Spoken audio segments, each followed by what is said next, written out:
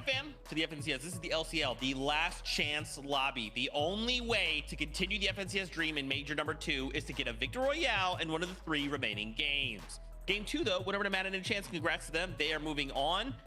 But still, many names need to find their way onto that battle bus, Kelly. And with 3 games left to go, it's looking pretty tough. We did see a highlight moment, though, a shining moment where my heart really believed this is it. Kanata and Sphinx, they're going through off the back of a Sphinx solo clutch, taking it all the way to 2nd place. Unfortunately, they didn't qualify, Kelly, but we have 3 games. Is that what it was? It was your little squirrel heart going? I thought it was a tiny motor, but I understand now that you were excited. It's Kanata and Sphinx. Sphinx was down to a solo competition, of course, but at one point he had 3 chug jugs. He seemed to be doing a really good job staying on the back end of zone on this kind of like edge side. But of course, you're going up against a duo, and he had another solo to deal with on the low ground. Can only be so many 1v2s, right, Vivid? We already had Virgo's 1v2. Yep, without a doubt. But I like this from Kanata and Sphinx, right? I kind of called for them to maybe adjust the game plan there from the high ground to maybe play a little bit more of the mid ground, kind of play for those refreshes, and worked out perfectly for them, right? A 2nd place immediately in game number 2 when they do go ahead and attempt that. Of course, it was on the back foot of Sphinx being a solo. Could you imagine, though, if Kanata was kind of still alive in that exact scenario and it came down to a 2v2? Their chances would, of course, been a whole heck of a lot better. So if they kind of just maybe stick to the game plan that they found out in game number 2, might work just a little bit better. 3 more opportunities for Kanata and Sphinx. Still have high hopes myself. Yeah, man. And again, reminder, it's only the Victor Royale matters, right? So 2nd place is basically last place, right? It's the Victor Royale or you're going home. You're taking it to the last chance major, which is after major number 2. So we believe in Kanata. You know, in this last game, we've had some high highs, some low lows, some really high up in the sky moments from Brendan. You know, there was a moment where we're kind of all just looking at like, what is this the play? Like, what's going on? This isn't feeling super good. Obviously, the strategy, it kind of came into fruition, but you know, Kelly, immediately starting to take Storm Surge makes things a little difficult. It's funny, you know, we try to remain unbiased on the broadcast, but how sour were we, and probably a lot of people watching, once they started getting shot up there? Like them dealing with storm damage, of course, that's something they're gonna have to deal with, but who's shooting at them? Come on, man, let them have their moment up there. You know, I'm not saying let them win, I'm not saying collude, but as far as Brendan and them, I think that's not the last time we'll see a Sky base today. Take a look at these stats for these guys. They are committed to the Sky base strategy. Game 1 placement, they got 40th. Of course, didn't necessarily work out there. Game 2 placement, all right, some improvement there. They have way more damage here today. But these guys, if again, they know exactly what they're playing for. Did 100 damage. That being said, the kind of falter to their plan in game number 2 was very, very relevant. It was obviously their lack of damage done. You can see right there, only 45 damage done so far, so not a lot of damage done for these guys. And listen, I mean, it's super tough for them because I think they know it as well. They're not necessarily shooters. That's why they're kind of playing for this type of a strategy. And listen, it's worked out before for them, but maybe in these set lobbies where the Storm Surge is a little bit more relevant, it might be just that much more tougher. But we did see them kind of pull it out in heats, so I'm still having high hope for these guys as well. We'll have to see if they have the setup for the last 3 games. We did see a moment there, Bucky and Cam up on high ground right before Matt and a chance decided, hey, this is ours. You can keep the sea warm, but we're gonna go ahead and take this back for now. But honestly, seeing them in a situation where they had that high ground, it looks really good, right? I mean, of course, to see Bucky make it all the way to a finals would be super hype. But again, guys, we have 3 games left to go. I feel like the strategy's there. We just need to make sure we're just kind of fixing up the little issues. And we need to fix them now, Kelly. I don't know what looks really good is having 3 mythics between 2 players. I'm not sure if they were able to just grab that on their own, or if they were able to take down some players that had them in their loadout as well. But Bucky and Cam definitely loaded out for the end game, but maybe we'll see a little bit of a change, just like what you were calling out, Vivid, from Kanata and Sphinx, where they took high ground just a little bit early. Same thing with Bucky and Cam. Maybe we'll see them wait just around zone 10 and then see a little bit more success there. So not too long ago, I actually mentioned, you know, Bucky, his game plan was pretty obvious. He went ahead and said on socials, hey, listen, going high ground 5 out of 5 games. So I don't think we're going to be able to convince Bucky and Cam off of the high ground. But that being said, listen, we just kind of had Madden go through. And in game number 1, we're like, oh, well, Madden's one of those teams that appears to just be sending it for the high ground. But as some of those teams that are potentially going to be sending it actually win these games and exit the competition, playing for the high ground of a team like Bucky and Cam becomes a little bit more feasible. So the fact that they're kind of going for the high ground in every single game, seemingly as the competition goes on, maybe we actually start to favor this high ground strategy just a little bit more than we did at the start of the day. And I mean, not to mention, in game number 2, nobody really actually seemed to contest it outside of just 2 teams. So maybe Bucky Camp, they just got to stick to their game plan. Okay, I like it. I like that. I vibe with that. And now we just gotta hope that happens for them, right? We also did see a little bit of Moneymaker and Fanayan. Moneymaker kind of put in a solo clutch situation. It's difficult, you know. Kelly used the word earlier, pandemonium. These lobbies are hectic, right? The only thing that matters is that VR. We're not playing for placements or elims or, you know, clips. It's you have to get the victory royale or you basically came in last place.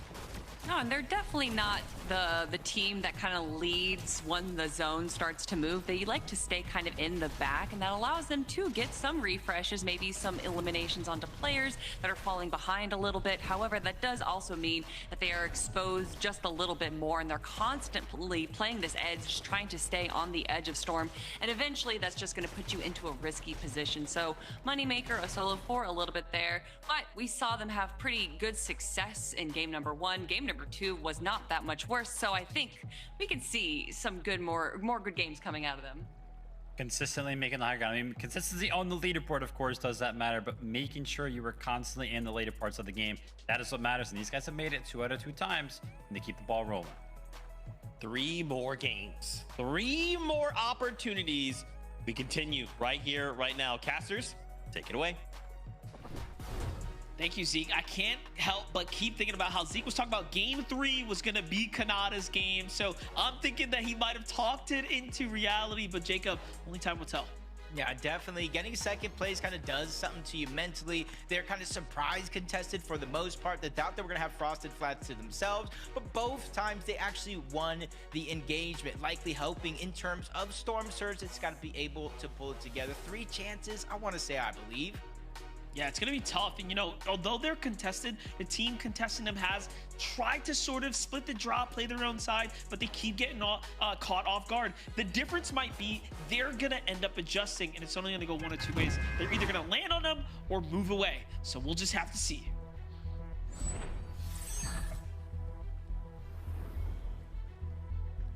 Game number 3, you can kind of consider this the halfway point for the most part. If your strategies aren't necessarily working, you may need to switch some things up. Kanata, Sphinx, the switch up they have this time around is it does look like they are uncontested, getting all of Frosted Flats to themselves. Rightfully so, 2 games already being finished. There's 2 open drop spots. Yeah, definitely. And hey, we just talked about it. That team's going to have to give up the drop, right? Or land directly on top of them and try something different. It seems like they go with, of course, the smarter play, which is to give them the room to play for something else. Those teams now looking to fight for other areas. But here, Flo, Ryan get landed directly on top of by the hands of Maji. In blue, of course, they have the initial knock. Each of these teams have had their own fair share of success on each side. Let's see who's going to end up winning this one. Maji gets to the shields here. Let's see play for him. In game 1, we kind of saw Flo able to get that key card, run away with it.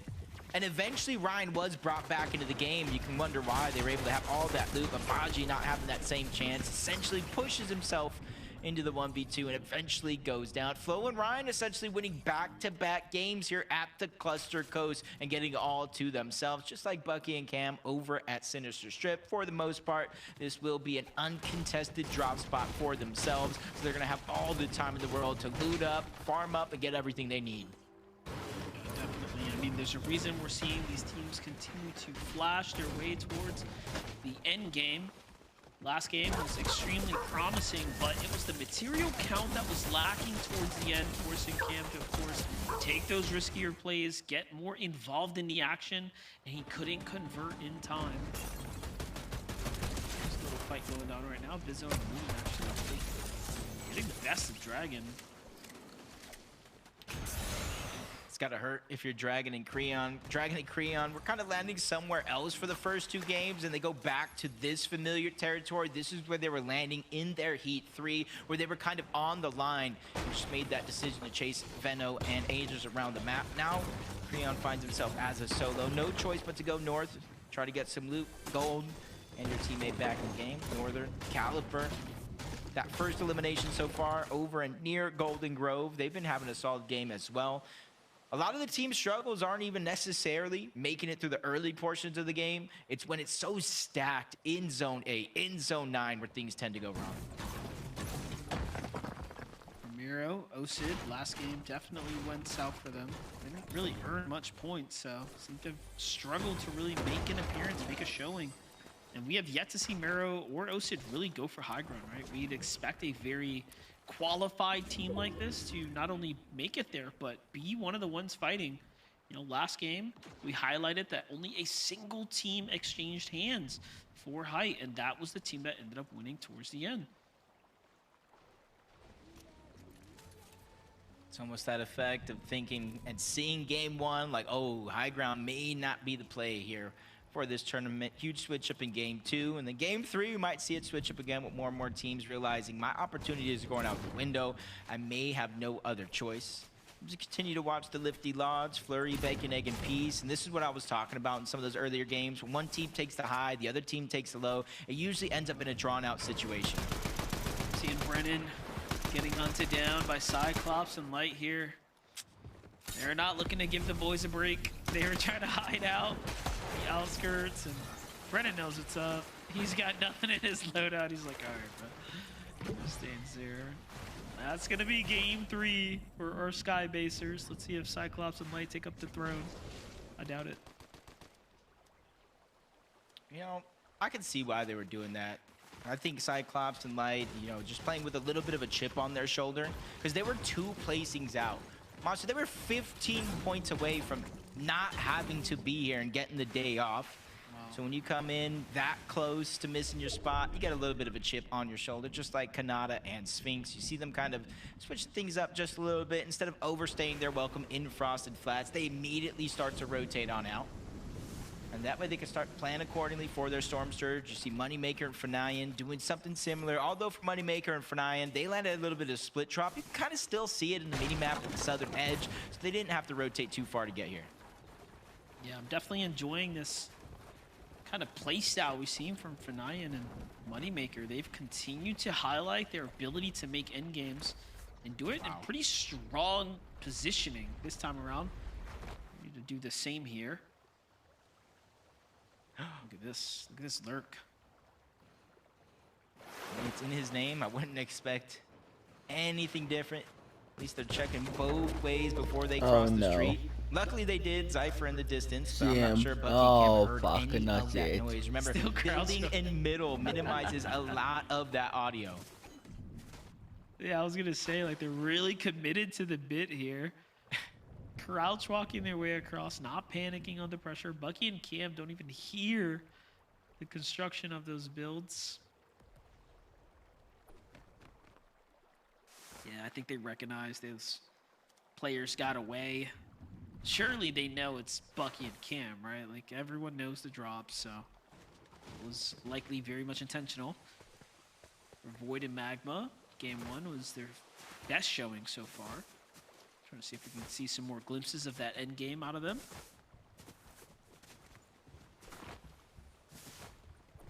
Kind of literally seeing just 2 different sides. One team rotating in. You even see in the mini-map, not too many players there. And then you see on the other side, Ghoul kind of getting targeted out, separated from his teammate. His teammate was able to at least get it down onto Moon. Bezo's just trying to push the 1v1 while he can, but the second one comes in, and there goes the 2v1. Misses such a crucial shot, which leads to his demise. A couple eliminations here. You can see them trying to use those extra builds, build a cushion, but only one can leave at a time, and his teammate just gets stuck underneath, waiting for the zip line to reset. Perfectly timed, though, for Northern and Caliper, because not only able to rotate using these teleporters, but now they have a bunch of loot underneath. Yeah, super sick heads-up play just to catch the cone right there, get the player in it. And just like that, they secure themselves a Great elimination here and plenty of damage as well without taking any. Meanwhile, Listen and Aloe back into the mix here against Flexes and City. This is just outside the new zone. So they've got all the time in the world to kind of entertain this battle. For Listen and Aloe, though, look at this. It's actually cost them so much. This is more of a dragged out fight than anything else. Both duos are very much worn and torn here. Yeah, since it's so high up on the mountain as well, it's like a huge beacon to other players in the lobby to kind of realize what's going down. A team might be up there fighting, look hard enough, they might expose themselves, even if it's 20 damage, 13, anything from a distance, and especially if you're one of those faraway teams taking shots on your way in, it's definitely going to be a huge success if you can find that. But Flex's City, they're going to go ahead and use that shockwave. They just want the effect, not necessarily the bounce. They're going to try to catch Aloe out of position. With that effect, they can easily try to push their way into a box, but it's taking way too long yet again. Another investment here for both of these teams that isn't necessarily going to work out the way they hoped. Yeah, definitely. Talk about it going the distance here. Just continue to weigh more and more on the material count now as well as they go build for build. Aloe's still looking for any small opportunity. He's got one kind of exposed there. This could backfire, but no, misses the important shot. Could have turned this entire situation around for him.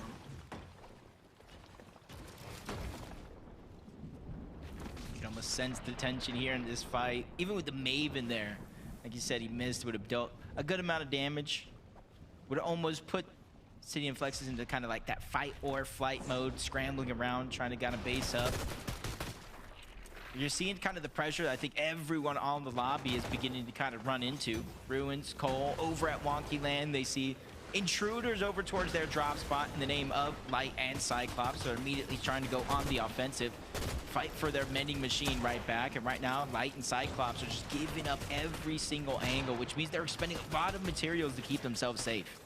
Yeah, gotta keep yourself safe here. This is your last few opportunities to obviously qual through. In the middle of game 3 right now, deep into the tournament day already. Things are flying by. You know, selfishly too, we still have a lot of great teams to look forward to. As far as the competition, Dragon was actually saved by Creon, but now they're in a fight for their tournament lives here. As they get caught on the edge of zone, trying to bounce back into the event. Dragon finished off once again. Pretty tough spot again. Find himself in here. But it comes at the exchange. Chase. Creon versus Lahino. Nice little heads up play by Creon there, but he's missing the important tags that matter. Goes for the thirst though. Both sides are even now. Yeah, Siphon's gonna help him just a little bit in this fight, keeping him healthier for much longer. And now that it comes down to a 1v1, you see him kind of toying with the idea, go for the reboot van, pressure the fight. That's gonna force Leahy back if he wants any chance to hopefully get Chase back into this game, but he's probably getting cut a little bit too short. Material count necessarily doesn't scream confidence, so he's going to go ahead and disengage. He could hopefully look back later in the game, catch Dragon and Creon off guard, but as of now, it does look like Creon is going to be able to get Dragon back in this game, and this is how the fight started. That was the opening elimination. Creon is putting the team on his back right now. Yeah, definitely a massive shot right there to give them a chance, but look at this. Listen and Aloe finding themselves in a very peculiar situation here. Aloe gets finished, Listen forced to disengage and leave his teammate behind. And with limited heals, he's gonna try to double back out and play the storm here, but what is the bigger picture here? He's trying to wrap around, see if he can outsmart them for the reboot card. But Cole and Ruins are not having it, they're sitting right on it. Yeah, typically in most situations, I'd say it's fine. You can buy the reboot card, 500 gold, get your teammate back in the game elsewhere.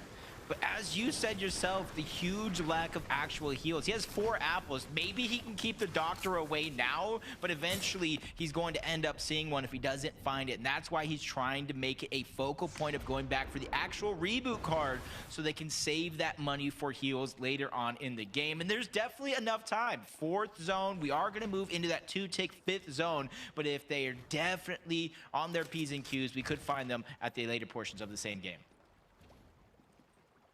What are we thinking about this Scare and G money positioning right now? What are the odds here? The they make this end game and play for height. It's looking pretty good. No, I agree with you 100%.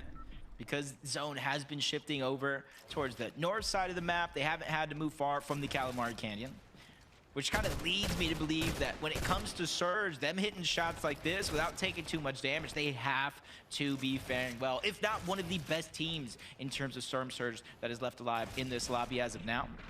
They just got to worry about how they're going to rotate off because they're at such highly elevated area. A shockwave could leave them vulnerable to getting tagged up just a little bit in the distance.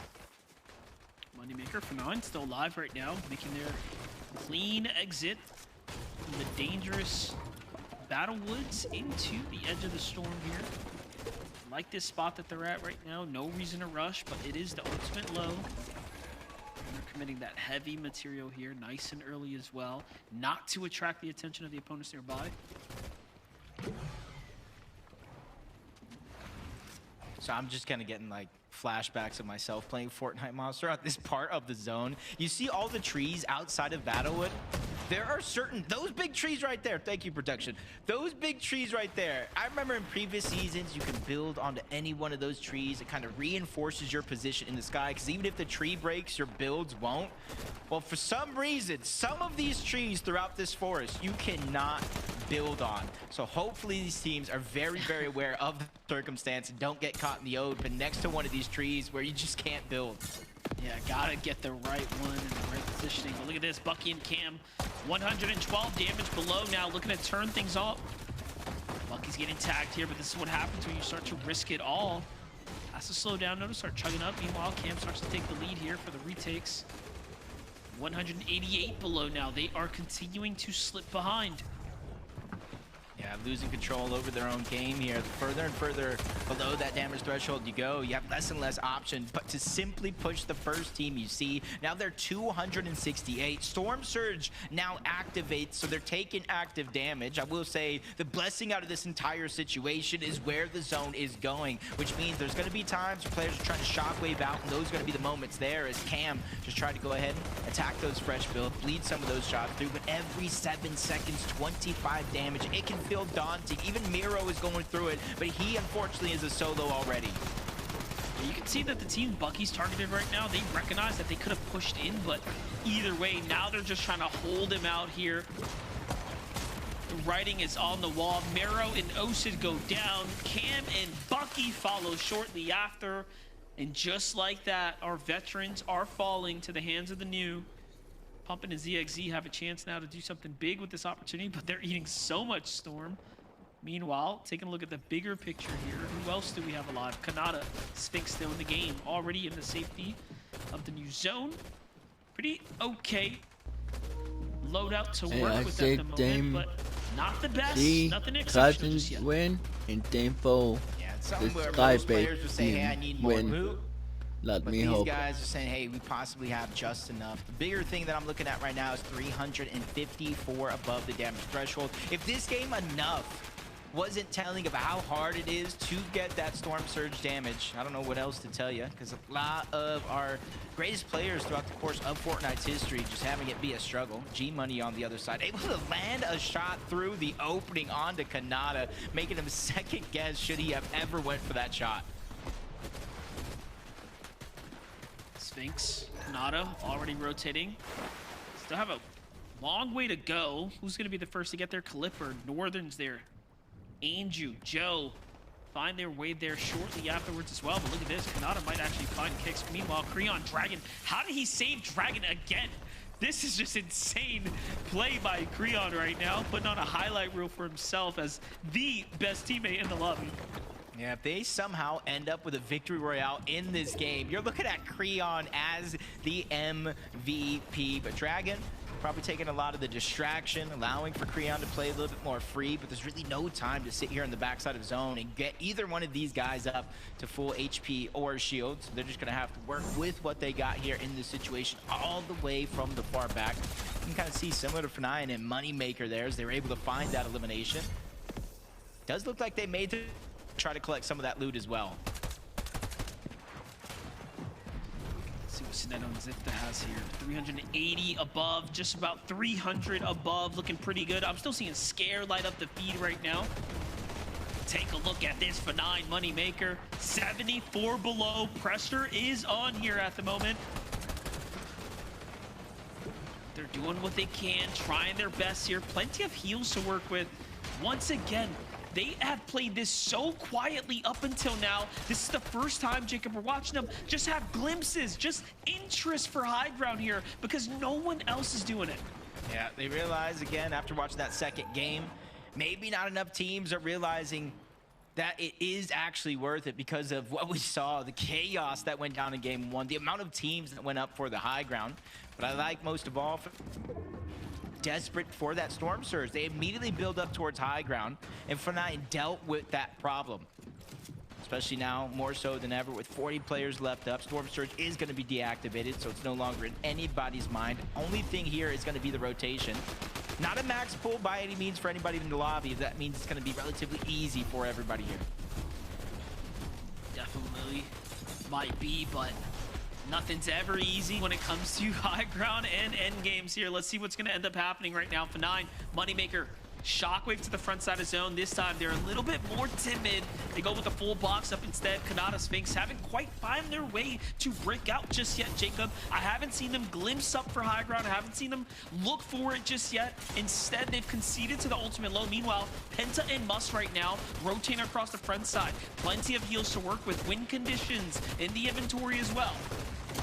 Yeah, they probably saw it through the cone. Nobody's up for it, but now Sphinx is down. Kanata has to try to return the favor. Sphinx in that last game was able to get so close, a second place finish. But now with the bare minimum, he's gonna burn through this Chug. One last shockwave. He has to find his way out and get an elimination. There is gonna be a couple bodies there with Spear and Cash both going down. Hopefully Kanata was able to grab something. G-Money with his back up against the wall. Pressure coming in from the backside of the zone. Now he's being eaten alive until he eventually goes down. Creon again, trying to be the hero until he unfortunately goes down to Fire Mask. I was going to say, are we watching Creon put together the most impossible story for a win, but his story comes up short. I'm still seeing Moneymaker and F9 alive. This is one of the more, again, challenging duos to face here, and they're back where they've been most comfortable. That's in the ultimate low ground. Meanwhile, Kanata firing things up here as a solo. Finds Mako running around by himself. Great refresh there, doing exactly what we expect of him now. He's got some material count to work with.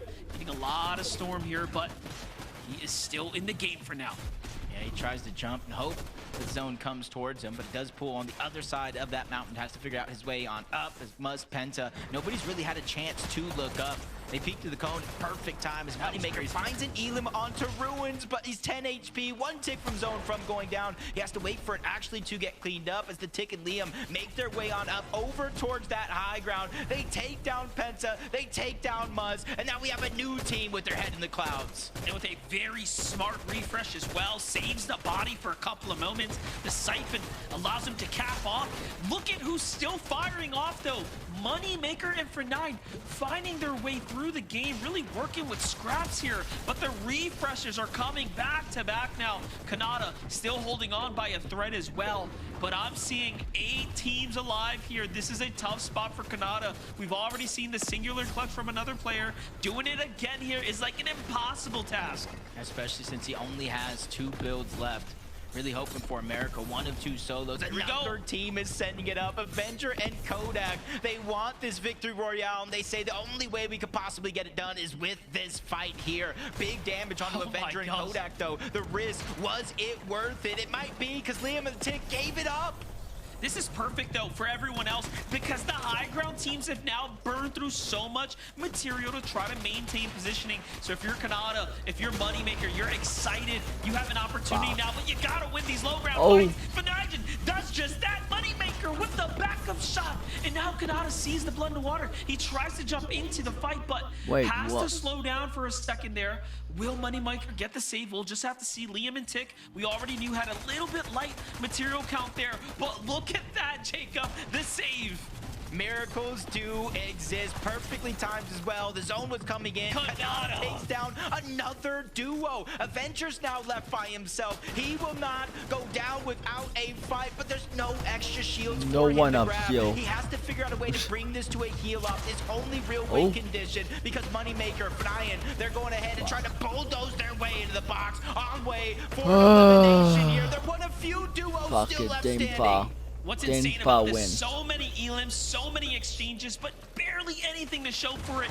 Everyone in this game is in shambles. Here it is, Void and Magma finally look to high ground. Look, no materials either.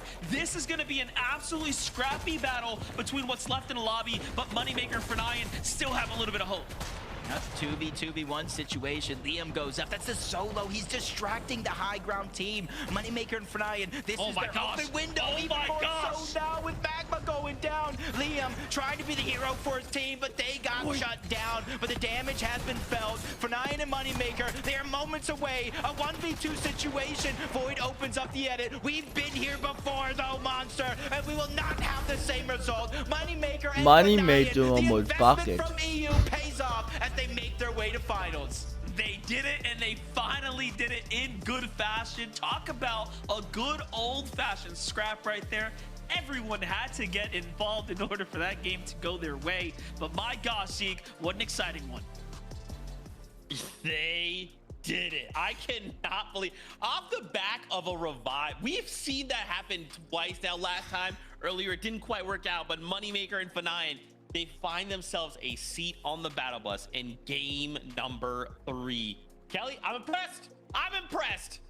I am too, but we knew that this was not just a possibility, but a probability for Moneymaker and Fernian. They did get second place in their heats, just barely missing out when it came to the final fight. So to see them go through that, but with the more of an advantage of it being a 2v1, honestly, I love that they got to, you know, kind of avenge themselves, and now we get to see them in grand finals.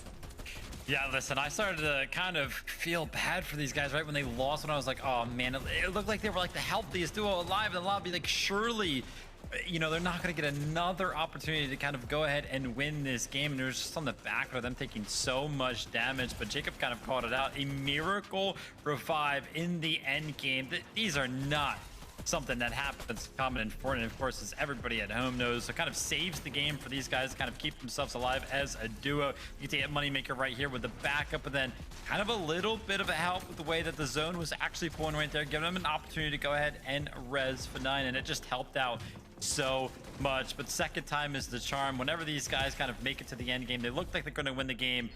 In game number 3, they actually went ahead and brought it to fruition. Looks so good, man. I love getting this additional perspective, getting to kind of go back and see, you know, how they kind of operated, Kelly, being hip to hip, especially again in that situation off the back of a revive. You know, you use the word pandemonium. I'm gonna keep saying it, Kelly, because you're so intelligent. You be throwing out big words I've never even heard of them. But to be in those situations where you can find that calm in the storm and go like, hey, this is risky. But when you look back and go, Kelly, that's what caused us to get a victory royale and make it the finals. It paid off big time. Yeah, they bullied that low ground. They kind of waited for where it looked like a lot of players were in shambles. Maybe they were boxed up in some wood bills, and they just sprayed and prayed and made sure that they got into that box and eliminated them. They actually had the most eliminations that I've seen out of any team so far out of our 3 games. So to see them go on the aggressive on the low ground, it actually ended up working in their favor. So maybe we'll see a little bit more of that when it comes to the low ground chaos that's happening. I'm sorry, the low ground pandemonium. But for right now, I think I need a break, Zeke. It's true. It's true. We got 2 games left to go here before we conclude the LCL. Okay, after this break, we'll talk more about what we saw in this last game. See you shortly.